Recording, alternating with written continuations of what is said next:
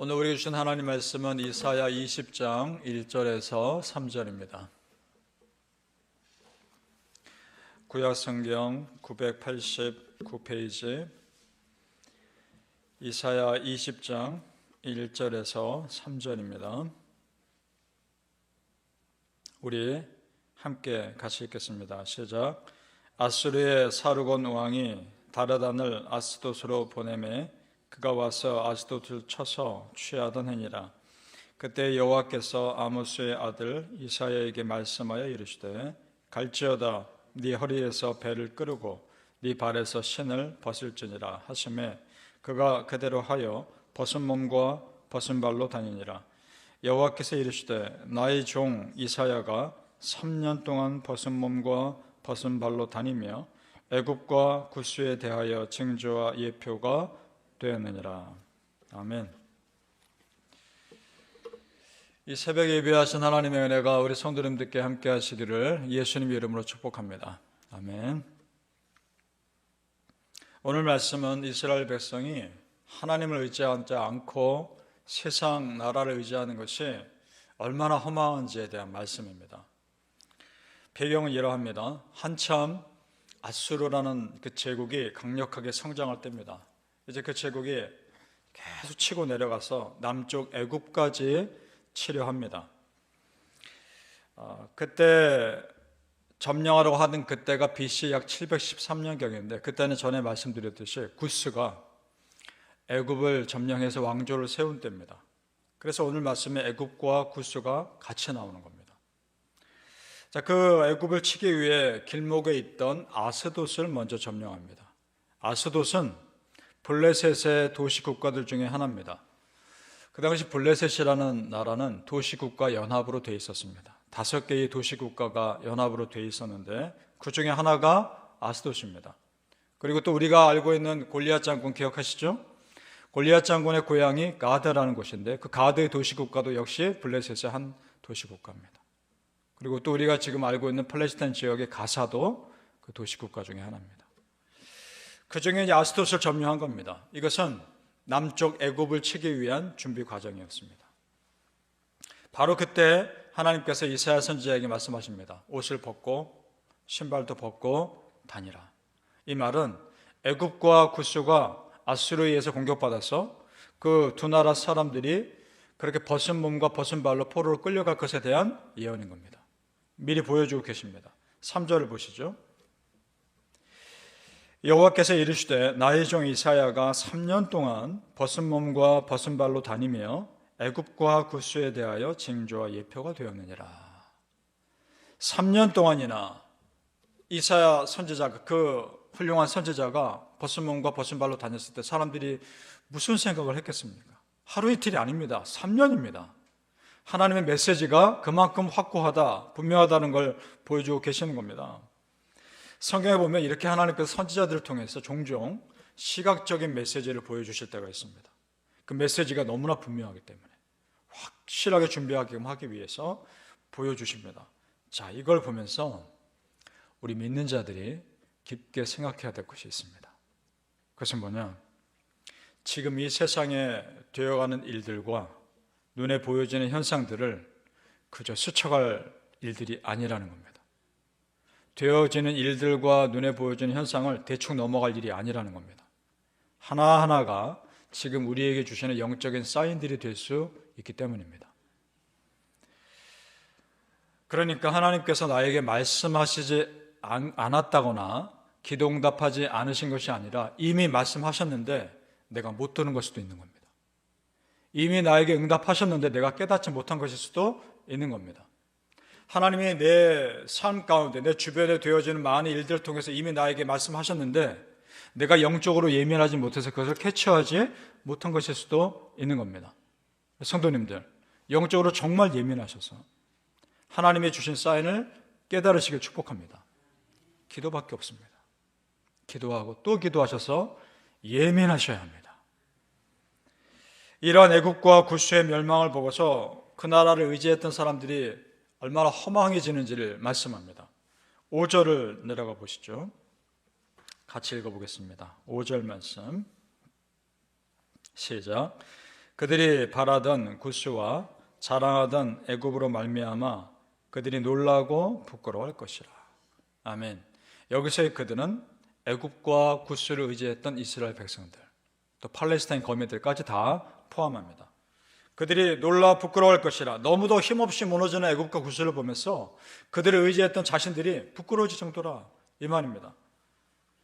성도님들, 우리가 진정으로 의지할 대상은 세상에 힘 있는 사람이 아닙니다. 어떤 강한 나라가 아닙니다. 오직 여호와 하나님이십니다. 아멘. 하나님만 붙잡으십시오. 우리 사람은 참 보이는 것에 마음 빼앗기기 쉬운 존재인 것 같습니다. 그래서 인류 최초의 사람 아담과 하와도 보암직한 선악과에 마음 빼앗겨 그 욕심대로 살지 않습니까? 그 에덴 동산의 축복을 잃어버리지 않습니까? 보이는 사람 의지하고 싶고 보이는 세상 힘을 의지하고 싶은 마음, 그래서 항상 조심해야 합니다. 그래서 하나님이 우리의 그런 모습 너무나 잘 아시고 경고하신 내용이 나옵니다. 왕이 될 사람들에 대한 경고입니다. 신명기 17장 16절에 이렇게 말씀하죠. 여기서 그는 왕이 될 사람은 이런 말입니다. 병마를 많이 두지 말 것이요 병마를 많이 얻으려고 백성을 애굽으로 돌아가게 하지 말 것이니 이는 여호와께서 너희에게 이르시기를 너희가 이후에는 그 길로 다시 돌아가지 말 것이라 하셨음이며. 아멘. 병마를 많이 둔다는 것은 세상 힘을 의지하는 겁니다. 애굽으로 돌아간다는 것은 세상 나라를 의지하는 겁니다. 그러지 말라는 겁니다. 항상 새로운 마음으로 살아야 할 백성이 옛 마음과 옛 사람으로 돌아가지 말라는 겁니다. 바라기는 성도님들, 보이는 것에 마음 빼앗기지 마시고 보이진 않지만 더 실제적이고 더 강력하신 여호와 하나님의 힘을 의지하시기를 예수님 이름으로 축복합니다. 아멘. 강력해 보였던 그 세상 나라의 허망한 무너짐을 보면서 직접 목격하면서 그 사람들이 이런 고백을 합니다. 자, 6절로 내려가 보십시오. 같이 있습니다. 이사야 20장 6절 말씀 시작. 그날에 이 해변 주민이 말하기를 우리가 믿던 나라 곧 우리가 아수르 왕에게서 벗어나기를 바라고 달려가서 도움을 구하던 나라가 이같이 되었은즉 우리가 어찌 능히 피하리요 하리라. 아멘. 도움을 구하던 나라가 이같이 되었은즉 어찌 우리가 능히 피하리요. 이제 피할 수 있는 나라가 없다는 겁니다. 그러면 오늘 20장 6절은 다시 우리에게 이런 질문하는 겁니다. 그러면 왜 하나님께 피하지 않느냐? 이 질문하고 있는 겁니다. 그렇게 세상 강한 나라가 두려우면서 왜 더 강하신 하나님께는 피하지 않느냐? 이 질문인 겁니다. 성도님들, 결국은 믿음의 문제입니다. 정말 결정적인 순간에 하나님을 믿느냐, 그렇지 않느냐, 선택의 문제입니다. 우리는 하나님 선택하는 사람들입니다. 무슨 일이 있어도 우리는 하나님 믿는 사람들입니다. 평생을 하나님 믿으시기 바랍니다. 절대로 그 믿음의 자리에서 벗어나지 마시기 바랍니다. 그것이 살 길입니다. 그래서 시편 말씀은 분명히 얘기합니다. 시편 73편 27절 28절입니다. 먼저 27절에 무릇 주를 멀리하는 자는 망하리니 음녀같이 주를 떠난 자를 주께서 다 멸하셨나이다. 그 다음 28절에 시편 73편 하나님께 가까이 함이 내게 복이라. 내가 주 여호와를 나의 피난처로 삼아 주의 모든 행적을 전파하리이다. 아멘. 완전히 다른 내용입니다. 원리는 간단합니다. 하나님을 떠나면 무너지는 것이요 하나님을 가까이 하면 축복받는 것입니다. 너무나 간단하고 분명합니다.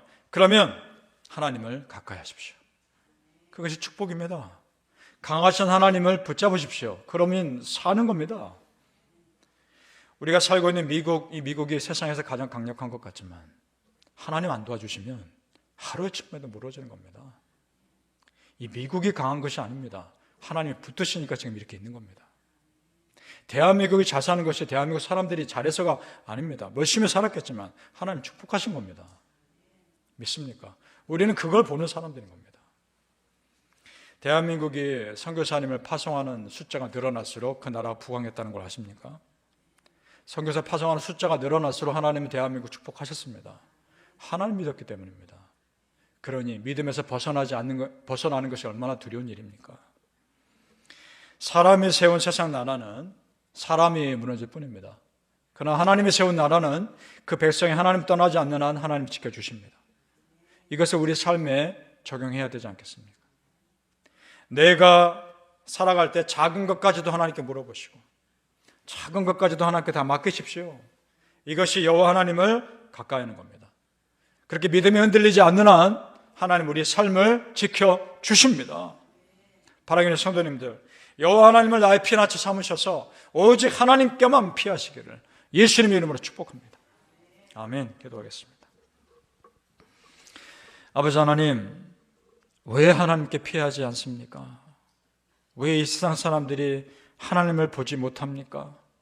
아버지 하나님, 우리는 여호와 하나님께 피하게 하옵소서. 하나님을 바라보게 하옵소서. 보이지 않는다고 안 계신 것이 아니라 분명히 계심을 믿습니다. 내 삶에 계시고 내 마음에 계시고 내 어려운 삶의 현장 가운데 계십니다. 그 여호와 하나님 붙잡게 도와주시고 평생을 하나님 향한 믿음 떠나지 않게 하옵소서. 아버지 하나님, 하나님이 나의 삶의 주인 되심을 감사하게 하시고 하나님께 다 기도했을 때 내 기도 들으시는 하나님을 믿게 해주시고 하나님께 소망하며 살 때 붙들어 주신 하나님을 경험하게 하여 주옵소서. 세상에 세운 나라는 세상이 무너질 것이니만 하나님이 세운 나라는 절대 무너지지 않음을 믿습니다. 마찬가지로 하나님이 세운 나의 가정은 절대 무너지지 않음을 믿습니다. 하나님께 다 맡길 때 하나님 믿는 자의 가정 반드시 붙들어 주심을 믿습니다. 그 믿음으로 이겨내게 해주시고 하나님이 세운 교회는 절대 무너지지 않습니다. 아버지 하나님, 그 믿음으로 이 교회를 세워가게 하여 주시옵소서. 감사하며 예수님 이름으로 기도합나이다. 아멘.